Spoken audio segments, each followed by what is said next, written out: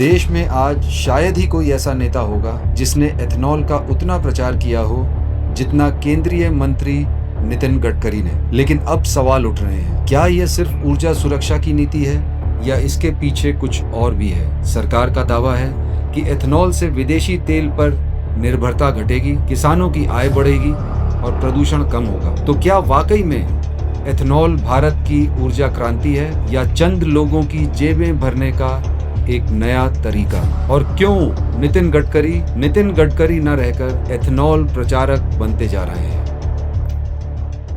नमस्ते गडकरी साहब, कैसे हैं? केम छो? मजामा?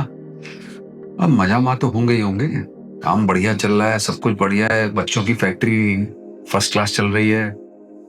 आई राइड पैरों पे खड़े हो गए ना बच्चे, खूब बढ़िया। लोगों को बेवकूफ बनाते बनाते ही सही, चाहे जैसे भी सही, अपने पैरों पे खड़े हैं सब लोग। इंडस्ट्री चल रही है, धकाधक एनवायरनमेंट, ये वो, इन सब से हमें क्या मतलब? हमारा काम बनता, अपना काम बनता और भाड़ में जाए जलता। वो वाला वर्ड मैं यूज नहीं करूंगा। तो ये चल रहा है आजकल। तो गडकरी साहब क्या कर रहे हैं आप? क्यों इतना खिलवाड़ कर रहे हैं देशवासियों से? क्या मतलब, आप करना क्या चाहते हैं? आप गडकरी साहब वो लीडर थे, वो नेता थे, आप यकीन मानिए, जिनको अक्रॉस द बोर्ड सब लोग पसंद करते थे। कोई भी ऑपोजिशन लीडर उठा लीजिए आप, सब आपको पसंद करते थे।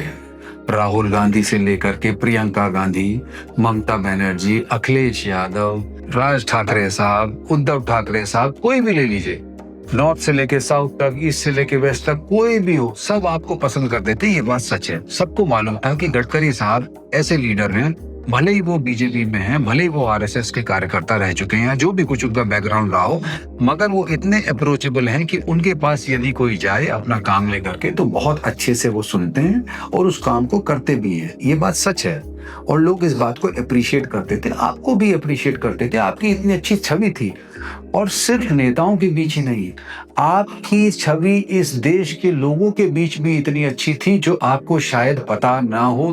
पता नहीं पता है भी कि नहीं, मगर आज मैं इस माध्यम से आपको बताना चाहता हूं कि आपकी छवि इतनी अच्छी थी देश के लोगों के बीच में। भले ही कोई आदमी बीजेपी से नफरत करता हो, आरएसएस से नफरत करता हो, कुछ भी करता हो, सरकार के सारे मंत्रियों से ए टू जेड सबसे नफरत करता हो, मगर हर आदमी ये जरूर बोलता था कि इस पार्टी में, इस सरकार में एक आदमी ऐसा है जो बहुत बढ़िया है, जो अपना काम कर रहा है और देश को आगे लेकर के जा रहा है, वो है नितिन गडकरी। वो रोड अपनी बनवा रहा है धकाधक, मतलब एक ऐसे पेस पे, एक ऐसे लेवल पे बनवा रहा है, बिल्कुल हर जगह कंस्ट्रक्शन हो रहा है, वो दिख भी रहा था। हर आदमी आपको पसंद करता था, कोई कितना ही गाली बके आरएसएस को, बीजेपी को, मगर नितिन गडकरी एक अच्छा आदमी है, ये सब लोग जानते थे और सब लोग इस पर विश्वास करते थे, आप पर विश्वास करते थे। और आपको क्या हो गया है? कहां से कहां चले आए हैं यार? क्या से क्या हो गया आपको? आपने अपनी छवि को कैसे धूमिल कर लिया? क्यों किया? पुत्र मोह में सब भूल गए आप? अरे आपने इतने सालों तक काम करके अपना ये रेपुटेशन बनाया था, अपना ये कद बनाया था, उसको आप क्या पिछले कुछ दिनों में क्या E20 किए जा रहे हैं और उसमें जो है सब कुछ समाप्त करने पे तुले हुए हैं। ठीक है भाई, बच्चों को पैरों पे खड़ा करना था, पैसा कमाना था, वो सब करिए, धीमे धीमे सब हो जाता।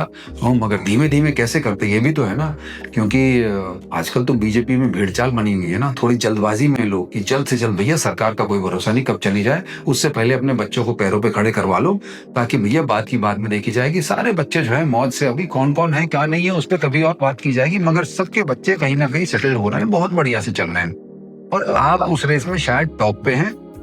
आपके बच्चे भी शायद नहीं, टॉप पे नहीं है, सॉरी। एक सज्जन है जो आपसे आ गए, जय शाह साहब आपसे आ गए, मोटा भाई के बच्चे जो हैं, लड़के जो हैं, वो टॉप पे हैं, वो एक अलग लेवल पे चल रहे हैं, मगर उससे नीचे शायद अपने बच्चे आते हैं, वो सब सेटल हो गए, बहुत अच्छी बात है। अरे धीमे धीमे कर देते। आप इतना, आपका कद इतना महान था नितिन गडकरी जी, किसी भी आइडियोलॉजी को, किसी भी चीज को पसंद करते थे, मगर आपको जरूर ये बोलते थे कि भाई नितिन गडकरी ऐसा आदमी है जिस पे भरोसा किया जा सकता है, ये देश के लिए काम करता है, ये सही आदमी है, जो बोलता है वो करता है और वो दिखता भी है।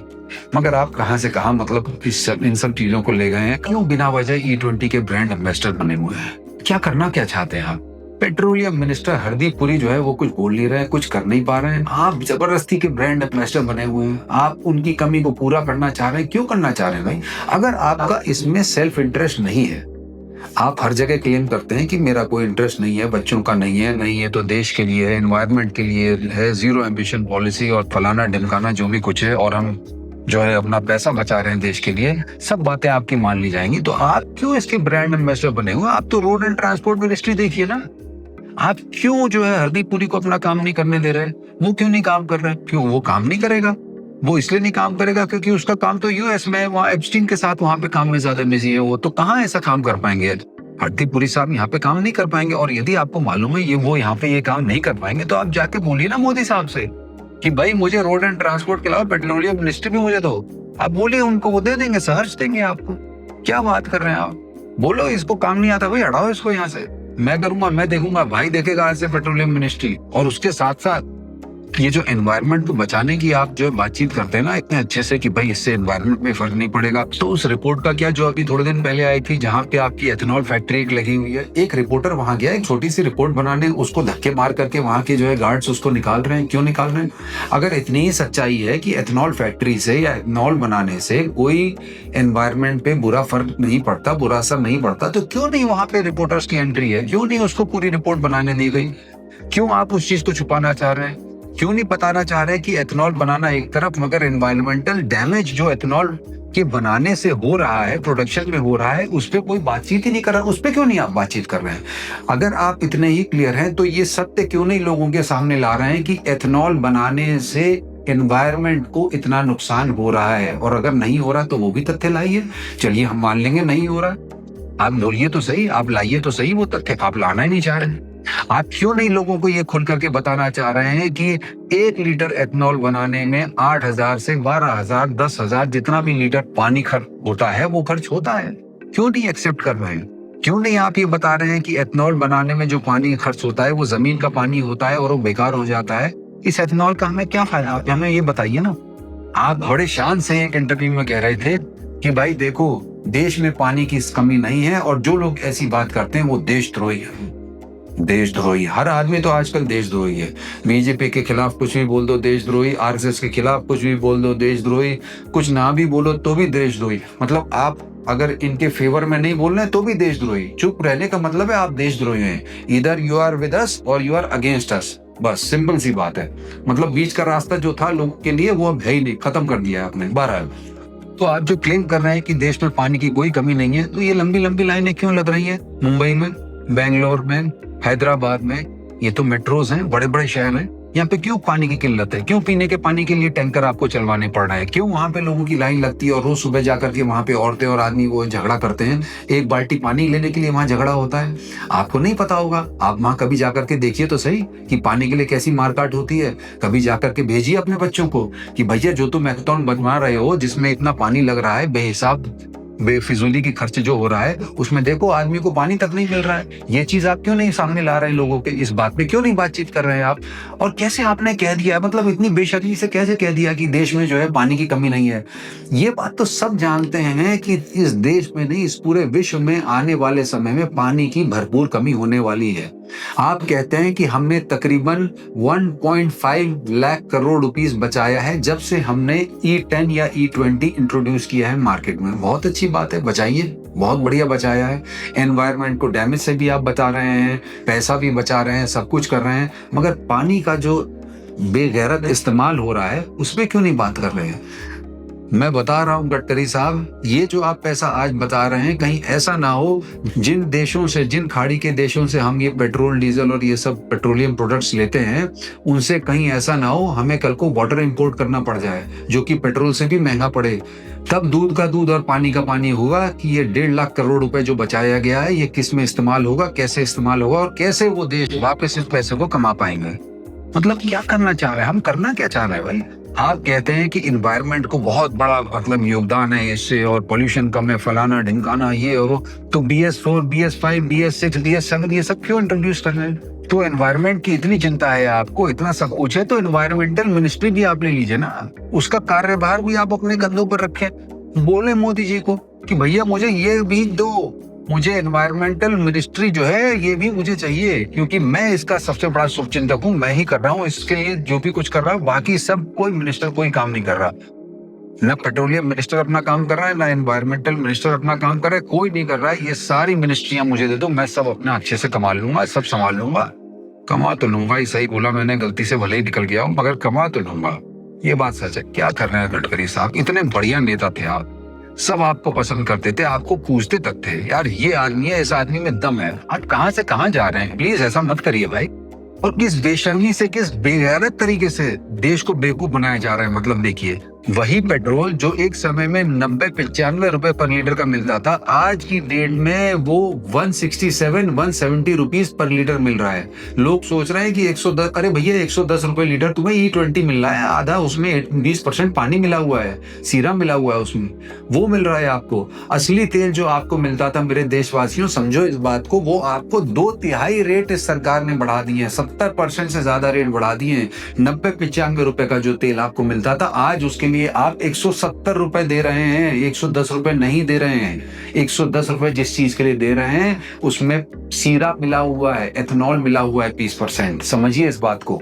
इतना ड्रास्टिक रेट्स में बढ़ोतरी तो शायद किसी सरकार में नहीं हुई, इतने बेगैरत तरीके से तो कभी नहीं हुआ ये काम। मतलब इतने कम समय में आपने इतने बड़ी जनता को, पूरे देशवासियों को बेवकूफ बना दिया। सब लोग देख रहे हैं, अंधभक्त इस बात को भी देख रहे हैं, मगर बोलेंगे नहीं। क्यों? क्योंकि भाई सब सही है, जो हो रहा है सही, सब सही है, हमारी जेब ढीली हो रही है, मगर हम बोल नहीं सकते क्योंकि हम बंधे हुए हैं अपनी जबान से, अपनी लगाम से, अपने नेकर से, हर जगह से हम इतने टाइट करके बंधे हुए हैं कि हम बोल नहीं सकते। और जब पूछा जाता है कि भाई आप जो है पेट्रोल के रेट्स क्यों नहीं कम कर देते, तो भाई आपको सांप सूंघ जाता है। आप कहते हैं भाई पेट्रोलियम मिनिस्टर उसको देखेगा, ये उसकी जिम्मेदारी है। अरे जब आपने सारी जिम्मेदारी ले ली है, E20 के और एथेनॉल के आप ठेकेदार बन ही गए हैं, तो भाई इसका भी ठेका अपने ऊपर लीजिए ना। क्यों नहीं बात करते आप हरदीपुरी से, क्यों नहीं बात करते आप नरेंद्र मोदी जी से कि भैया 2/3 तुमने रेट बढ़ा दिए, 70% तुमने रेट बढ़ा दिए, 90 रुपए से लेकर के उसको उठा करके 170 रुपए में बेच रहे हो, देशवासियों को बेवकूफ बना रहे हो। थोड़ा तो गैरत लाओ अपने अंदर, बेशर्मी की सीमाएं मत पार करो, थोड़ा सा तो लाओ डिसिप्लिन। भाई क्या कर रहे हो? हम पाकिस्तान को इतनी गालियां देते हैं, कितनी गालियां देते हैं, सब लोग गालियां देते हैं, मगर और सबसे ज्यादा तो आके लोग गालियां देते हैं। बहरहाल उस देश ने अभी कुछ दिन पहले 74 रुपए अपने पेट्रोल डीजल के रेट्स में कमी की है। जैसे ही इंटरनेशनल मार्केट में पर बैरल रेट कम हुआ, उन्होंने अपने यहाँ पेट्रोल डीजल के रेट्स कम कर दिए। और शाहबाज शरीफ बड़ी छाती ठोक करके अपने देशवासियों से बोलते हैं कि हमने आपसे वादा किया था कि जैसे ही इंटरनेशनल मार्केट में रेट्स गिरेंगे हम अपने यहाँ रेट्स गिराएंगे, और उन्होंने करके दिखा दिया। पाकिस्तान जैसा देश जिसको हर आदमी गाली बकता है, बोलता है तुम्हारी इकोनॉमी इतनी कमजोर है, तुम्हारा तो ग्रे लिस्ट में नाम आने वाला है, तुम्हारा ये फलाना, तुम तो भिखारी हो, तुम तो ढिनके हो। मतलब उन्होंने 74 रुपए अपने रेट्स में कमी कर दी, मगर यहाँ पे विश्व गुरु वाला जो देश है वो कुछ नहीं कर पाया। उन्होंने क्या किया? उन्होंने 90 रुपए से 170 रुपए कर दिया रेट, मगर अब वो कम नहीं कर पा रहे। भले कितना रेट गिर जाए, भले ही कुछ भी हो जाए, मगर अपने आकाओं को पैसा खिलाना पहले जरूरी है। आम आदमी की जेब पे जो फर्क पड़ रहा है उससे सरकार को कोई मतलब नहीं है। वैसे गडकरी साहब, अब आपने ऑटोमोबाइल इंडस्ट्री एक्सपर्ट से कहलवाना तो शुरू कर ही दिया है कि भैया हमारी गाड़ी इतनी काबिल है कि वो सिर्फ E20 कंप्लायंट नहीं है। उस E20 वाली गाड़ी में अगर आप E100 भी डालोगे तो भी वो बुलेट ट्रेन से ज्यादा तेज दौड़ेगी। बिल्कुल सही है। और यही नहीं रुकेंगे आप, थोड़े दिनों में देखना एनवायरमेंट मिनिस्ट्री का भी बयान आ जाएगा और वो कहेंगे E20 के आने से देश में इतनी हरियाली छा गई है जो पिछले 70 सालों में, क्या 1500 सालों में कभी नहीं थी। बिल्कुल सही है। और इसके बाद वाटर मिनिस्ट्री का भी कहीं ना कहीं बयान आएगा कि देश में इतना पानी है कि हम एक नया इंडियन ओशन बना सकते हैं। इतना हमारे लिए पीने के लिए पानी है, पीने के पानी की तो कोई कमी है ही नहीं देश में। आपके एक इशारे में ये सब चीज हो जाएगी, सबको मालूम है। अरे तो इतना ही है यार, तो आप अपने जो साइंटिस्ट हैं उनको ये क्यों नहीं कहते कि भैया तुम 8000 लीटर में 1 लीटर एथेनॉल बना रहे हो, 8000 लीटर जब तुम पानी खर्च करते हो तो कुछ ऐसा इन्वेंशन करो ना कि उस 8000 लीटर में गाड़ी भी चल जाए। पानी से गाड़ी चलवाइए ना, तो उस 8000 लीटर में कितना दूर तक गाड़ी जाएगी देखिए ना आप। ऐसा क्यों नहीं करवा रहे आप? ऐसा इसलिए नहीं करवा रहे, क्यों? क्योंकि उससे फैक्ट्री नहीं चलेगी, क्योंकि उससे बच्चों का काम रुक जाएगा, अपने पैरों पर कैसे खड़े होंगे। सही है, करिए।